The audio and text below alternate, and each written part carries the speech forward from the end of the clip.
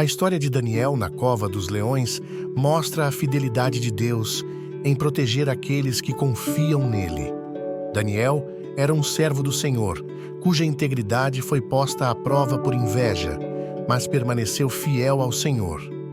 Mesmo diante de leis injustas, Daniel resistiu à conspiração maldosa, buscando a Deus em oração. Como resultado, ele foi lançado numa cova cheia de leões famintos.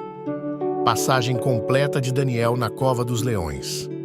Dário decidiu constituir 120 sátrapas para que administrassem todo o seu reino. Sobre eles, colocou 3 presidentes, dos quais Daniel era um, AOS, quais esses sátrapas deveriam prestar contas, para que o rei não tivesse nenhum prejuízo. Então, o mesmo Daniel se destacou entre os demais presidentes e sátrapas, porque nele havia um espírito excelente. O rei até pensava em colocá-lo sobre todo o reino. Então, os presidentes e os sátrapas começaram a procurar um pretexto relacionado com a administração do reino, para poderem acusar Daniel. Mas não conseguiram encontrar esse pretexto, nem culpa alguma, porque ele era fiel, e não se achava nele nenhum erro, nem culpa. Então esses homens disseram: nunca acharemos um pretexto para acusar esse Daniel, a menos que procuremos algo relacionado com a lei do Deus que ele adora. Então esses presidentes e sátrapas foram juntos falar com o rei e disseram: que o rei Dário viva eternamente. Todos os presidentes do reino, os prefeitos e sátrapas, conselheiros e governadores concordaram em que o rei baixe um decreto e sancione um interdito, ordenando que todo aquele que nos próximos 30 dias fizer um pedido a qualquer deus ou a qualquer homem e não ao Senhor, ó rei, seja jogado na cova dos leões. Portanto, ó rei, sancione o interdito e assine o documento para que não seja mudado, segundo a lei dos medos e dos persas, que não pode ser revogada. E assim, o rei Dário assinou o documento e o interdito. Quando Daniel soube que o documento tinha sido assinado, voltou para casa. Em seu quarto, no andar de cima, as janelas abriam para o lado de Jerusalém. 3 vezes por dia, ele se punha de joelhos, orava e dava graças diante do seu Deus, como era o seu costume.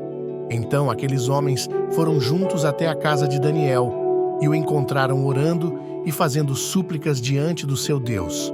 Depois, se apresentaram ao rei para falar a respeito do interdito real. Perguntaram ao rei: não é verdade que o Senhor assinou um interdito ordenando no espaço de 30 dias que todo homem que fizesse um pedido a qualquer deus ou a qualquer homem e não ao Senhor, ó rei, fosse jogado na cova dos leões? O rei respondeu: sim, o interdito está em vigor, segundo a lei dos medos e dos persas, que não pode ser revogada. Então eles disseram ao rei: esse Daniel, que é dos exilados de Judá, faz pouco caso do Senhor, ó rei, e do interdito que o Senhor assinou. 3 vezes por dia ele faz a sua oração. Ao ouvir isso, o rei ficou muito triste e decidiu livrar Daniel. Até o pôr do sol, se empenhou por salvá-lo.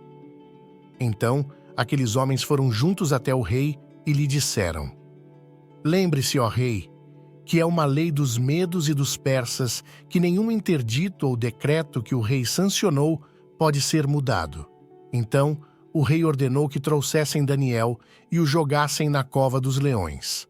O rei disse a Daniel: o seu Deus, a quem você serve continuamente, que ele o livre. Foi trazida uma pedra e ela foi colocada sobre a boca da cova. O rei selou a pedra com o seu próprio anel e com o anel dos homens importantes do reino, para que nada se mudasse a respeito de Daniel. Então o rei se dirigiu para o seu palácio, passou a noite em jejum e não deixou trazer à sua presença instrumentos de música, e o sono fugiu dele. Pela manhã, ao romper o dia, o rei se levantou e foi depressa à cova dos leões. Ao se aproximar da cova, chamou Daniel com voz triste. O rei disse a Daniel: Daniel, servo do Deus vivo, será que o seu Deus, a quem você serve continuamente, conseguiu livrá-lo dos leões? Daniel respondeu: que o rei viva eternamente. O meu Deus enviou o seu anjo e fechou a boca dos leões para que não me fizessem mal algum. Porque fui considerado inocente diante dele. E também não cometi nenhum delito contra o Senhor, ó rei. Então o rei, com muita alegria, mandou que tirassem Daniel da cova. Assim, Daniel foi tirado da cova e não se achou nele ferimento algum, porque havia confiado em seu Deus. O rei deu uma ordem e foram trazidos aqueles homens que tinham acusado Daniel. Foram jogados na cova dos leões, eles, os seus filhos e as suas mulheres. Ainda não tinham chegado ao fundo da cova, e já os leões se apoderaram deles e lhes esmigalharam todos os ossos. Então o rei Dário escreveu às pessoas de todos os povos, nações e línguas que habitam em toda a terra, que a paz lhes seja multiplicada.